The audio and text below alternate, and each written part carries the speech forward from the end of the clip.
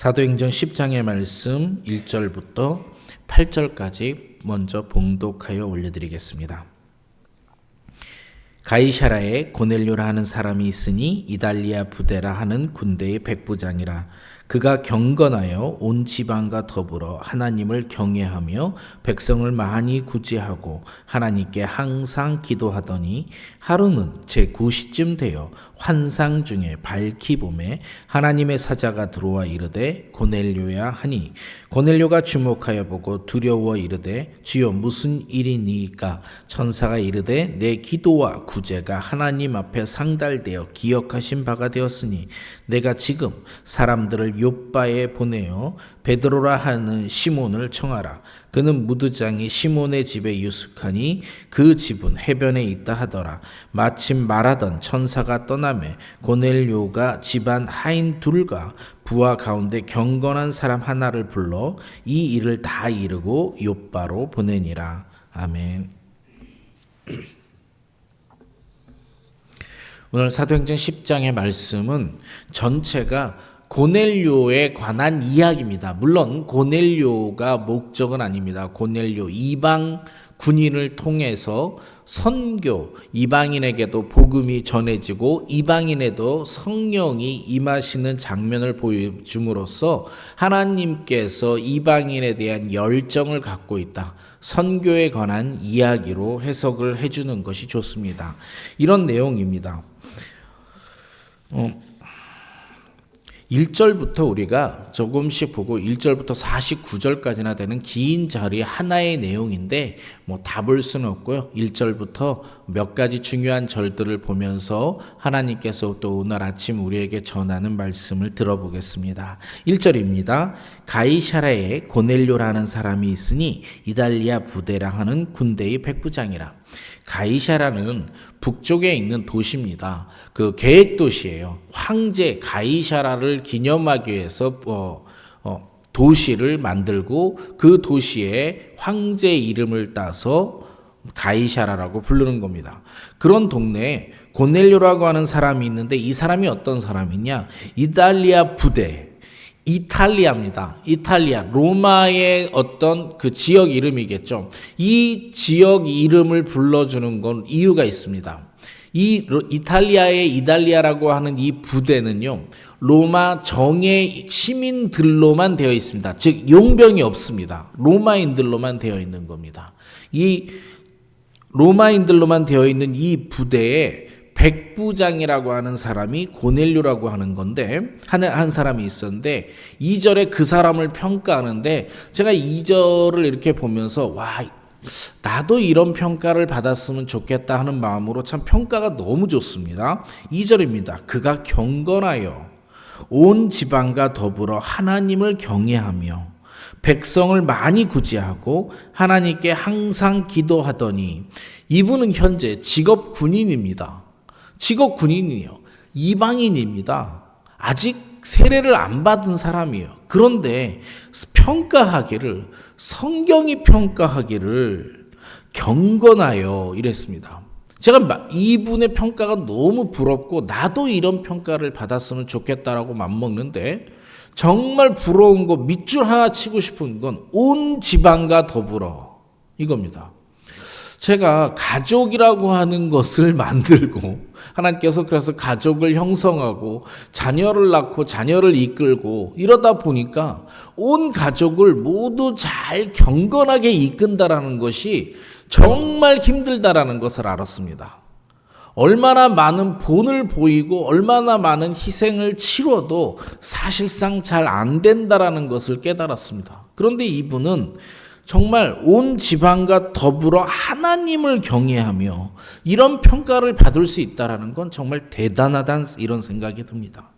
근데요, 온 지방과 더불어도 부러운데 많이 구제하고 삶이 타인을 향한 사랑이 엄청나다라는 얘기입니다. 하나님께 항상 기도하고 그러면서도 하나님과의 친밀감이 전혀 떨어지지 않는다고 평가합니다. 이런 평가를 받을 수 있었으면 좋겠습니다. 네, 우리 모두 이런 평가를 누렸으면 좋겠고 오늘 아침 우리는 경건이라는 단어를 한번 좀 묵상해 보려고 합니다. 네, 3절에부터 보면은요. 하루는 제9시쯤 되어 환상 중에 밝히 보매 하나님의 사자가 들어와 이르되 고넬료야 하니 하고 얘기합니다. 고넬료가 주목하여 보고 두려워 이르되 주여 무슨 일이 나이까? 천사가 이르되 내 기도와 구제가 하나님 앞에 상달되어 기억하신 바가 되었으니. 너무 부러웠습니다. 뭐가 부럽냐? 구제와 기도가 상달되었대요. 예. 아니 상달된 것도 부러워요. 그런데 여기서는 특별히 기도만 상달된 게 아니라 구제도 상달되었대요. 예, 너무나 기억 좋고요. 하나님께서 이것을 기억하여 주신답니다. 정말 고넬료와 같은 삶을 살았으면 좋겠다라고 하는 마음을 갖고 성경을 계속해서 읽게 됩니다. 그리고요, 내가 지금 사람을 요바에 보내어 베드로라라고 하는 시몬을 청하여 그는 무드장이 시몬의 집에 유숙하니 그 집은 해변에 있다 하더라. 너무 자세하게 가르쳐주죠. 무드장이라는 거 피역 가공업자를 얘기합니다. 피역 가공업자 집에 있으니 찾기 쉽겠죠. 왜냐면요, 왜 찾기 쉽냐면 죽은 짐승을 만지는 거기 때문에 이 죽은 짐승을 만지는 거기 때문에 일반 사람들이 살지 않는 먼 곳에서 거주할 겁니다. 그래서 찾기가 쉬웠을 거예요. 그리고 마침 말하던 천사가 떠나매 고넬료가 집안 하인 둘과 부하 가운데 경건한 사람 하나를 불러. 자, 같은 얘기일 수 있는데요. 저 여기서도 또 한 번 다시 집중해서 말씀을 보았습니다. 집안 하인 둘과 부하 가운데 경건한 사람 하나를 불러. 군인이에요. 직업 군인들입니다. 이달리아 부대에 하나 다 이방인이에요. 이 곳에 경건한 사람이 있을 리가 없는 게 정상인 겁니다. 그런데 그곳에 경건한 사람들 중에 부하 하나를 고르니까 그래도 최소 몇 명은 경건한 부하가 있다라는 거죠. 예, 자기만 경건한 게 아니라 자기 주변 사람마저도 경건하게 이끌 수 있는 리더십을 가진 사람입니다. 이 일을 이루고 욥바로 보내요. 그리고 이제 이 욥바로 간다면 우리가 잘 아는 이야기입니다. 하늘에서 보자기가 내려와서 이곳에 베드로가 이 환상을 봅니다. 그리고 환상을 보고요, 베드로에게 이 짐승들을 먹으라, 네 발 달린 짐승과 기는 짐승과 날개 달린 짐승을 먹으라고 하는데 베드로가 이렇게 얘기합니다. 환상 중에 나는 이렇게 세속적인 걸 못 먹습니다 이래요. 그리고 저는 이번 성경을 읽으면서 베드로는 참 여전하다. 이 환상을 또 3번 봅니다. 그러니까 뭔가 3번은 해야 베드로는 받아들인다라는 느낌을 받습니다. 그리고 이 환상이 없어져요. 그리고 베드로가 환상에서 깨어나 정신을 차리고 보니 아까 그 고넬료가 보낸 집안 사람 하인 2명과 경건한 군인 1명, 이들이 와가지고 베드로를 찾습니다. 그래서 베드로가 찾아서 이 사람들과 대화를 나누는데 21절입니다. 베드로가 내려가서 그 사람들을 보고 이르되 내가 곧 너희가 찾는 사람인데 너희가 무슨 일로 왔느냐 이렇게 물어보니까 그들이 대답하되 22절입니다. 백부장 고넬료는 의인이요. 네, 참 백부장은 자기 부하들을 경건하게 잘 이끌었어요. 그 부하들은 백부장을 평가하기를 의인이라고 평가합니다. 너무나 아름답죠. 이런 모르겠어요. 상하관계로 보던 조직관계로 어떻게 보던 이런 아름다운 관계가 맺어지는 장면을 보고 있습니다.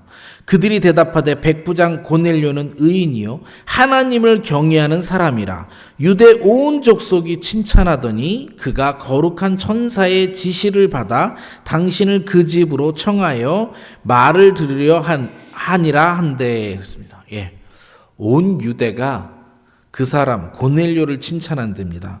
제가 이 22절을 보면서 이런 생각을 해봤어요. 일제시대 때 일본인 관리가 한국인으로부터 존경을 받으려면 얼마나 잘해야 될까? 이게 지금요, 로마 이탈리아 부대라고 하는 게 로마군 정예로 되어져 있어요. 이 정예군으로 되어 있는 사람들이 점령지, 식민지에 와서 식민지 온 유대 사람으로부터 칭찬을 받는 사람이에요. 온 유대로부터 칭찬을 받는 사람. 예. 너무 정말 멋지게 산다 이런 느낌을 받습니다. 네. 그렇게 해가지고 23절, 24절, 25절 쭉 하는데요. 25절 베드로가 이제 고넬료의 집으로 갑니다. 욥바에서 가이사라까지 가가지고 고넬료를 만나는데 고넬료가 25절입니다. 마침 베드로가 들어올 때 고넬료가 맞아 발 아래 엎드려 절하니. 저는요, 두 가지가 너무 낯선 장면입니다. 점령지 사람들이 고넬료를 존경하는 것도 낯설지만 이거요. 지금 로마의 군인 관리가 점령지 식민지의 백성에게 발 아래 엎드립니다. 이것은 겸손의 도를 넘어서는 거죠. 베드로를 높게 종교인으로서 높게 평가하기 때문이지만 그래도 이 고넬료가 얼마나 겸손하고 참 잘 이 상황을 받아들일 수 있는지를 너무나 잘 나타내는 장면이라고 생각합니다. 이런 사람이니까 가족을 잘 이끌 수 있고 이런 사람이기에 자기 부하들을 잘 이끌 수 있다라고 생각을 합니다. 그래서 26절에 보면 베드로가 이 사람을 일으켜 세웁니다. 그리고요 30절부터 이제 또 우리가 잘 아는 이야기를 합니다. 30절부터 베드로가 복음을 전합니다. 이 복음이 가장 핵심적인 것은 어떤 것이냐면 예수님께서 십자가에 매달려 돌아가셨는데 우리 하나님께서 부활시켜 주시고 이분 때문에 우리의 죄가 속죄함을 받았으며 예수님 앞에 마지막 날에 심판받을 것이다 라고 이런 것들을 43절까지 쭉 복음을 전합니다. 그래서 44절부터 49절까지 이제 정말 놀라운 역사가 일어나는데 44절입니다. 베드로가 이 말을 할 때, 복음을 전할 때입니다. 성령이 말씀을 듣는 모든 자에게 내려오니. 너무 멋지지 않아요? 지금 이곳에 모인 사람, 고넬료의 집에 모인 사람, 고넬료의 식구, 고넬료의 하인들, 고넬료의 하인들, 부하들, 그리고 친척들이 모여 있습니다. 대충 세도 100명은 넘어갈 것 같습니다. 왜냐하면 백부장이니까 대충 세도 100명은 넘어갈 것 같은데 이곳에 모여 있는 사람들이 모두 다 성령을 체험합니다. 너무 멋진 장면입니다. 45절입니다. 베드로와 함께 온 할례 받은 신자들이 이방인들에게 성령을 부어주심을 말미암아 놀라니라. 옆에서 보고 있던 할례 받은 자, 유대인을 얘기하죠. 할례 받은 자들이 우리만 성령을 받는 게 아니라 이방인들도 성령을 받네 라고 놀라는 것입니다. 이는 방언을 말하며 하나님 높임을 들음이더라. 48절 이에 베드로가 이르되 이 사람들이 우리와 같이 성령을 받았으니 누가 능히 물로 세례를 베풀어 그 말이요 하고 명하여 예수 그리스도의 이름으로 세례를 베풀라 하니라. 그들이 베드로에게 며칠 더 머물기를 청하니라. 이렇게 되어 있습니다. 네. 오늘 아침 우리가 함께 묵상하고 싶은 것은 이런 것입니다. 먼저 그의 평가, 한 줄 평가. 그가 경건하여 2절이요. 온 지방과 더불어 하나님을 경외하며 백성을 많이 구제하고 하나님께 항상 기도하더니. 네. 이 말씀을 함께 잘 묵상하다가 이런 생각이 들었습니다. 고넬료는 직업 군인입니다. 직업 군인. 그런데 이 당시 예수님께서 직업 종교인을 평가할 때 뭐라고 평가했냐면 독사의 자식들아, 회칠한 무덤, 이렇게 평가합니다. 그러니까 직업 군인은 경건하다 평가를 받고 직업 종교인은 독사의 자식들아라고 위선자라고 평가를 받습니다. 제가 어쨌든 목사라는 직분을 갖고 있습니다. 주 직업을 따진다면 목사겠죠. 아까 제가 오늘의 말씀을 제가 먼저 듣기를 소망하는 게 이겁니다. 경건의 모양만 있는 사람이 아니라 정말 내가 누군가한테 평가를 받는다면 고넬료와 같이 평가를 받는 경건한 삶을 살았으면 좋겠습니다. 경건의 모양이 아닙니다. 이분은요, 구제를 잘하고요. 얼마나 구제를 잘했으면 구제가 하나님께 상달되었습니다. 점령군의 높은 신분에 있음에도 불구하고 식민지 사람들이 존경을 하는, 칭찬을 하는 사람입니다. 높은 위치에 있으면서도 낮은 사람에게 절할 수 있는 그런 훌륭한 인품을 갖고 있는 사람입니다. 이 사람을 통해서 하나님께서 이방인에게도 복음을 전달하겠다라고 하는 시작을 선포하고 계시는 겁니다. 오늘 아침 우리가 묵상하는 것은 이겁니다. 경건. 나에게 있어서의 경건은 어떤지. 정말 나는 어떠한 경건한 모양으로 오늘 하루를 살아가고 있는지 이 아침에 묵상하였으면 좋겠습니다. 함께 잠시 한 1분 정도 나는 정말 경건의 모양만 있는 사람이 아닌지, 직업 군인만큼의 평가를 받을 수 있는 프로페셔널한 크리스찬인지 한번 하나님과 대화하는 시간을 가졌으면 좋겠습니다. 아버지.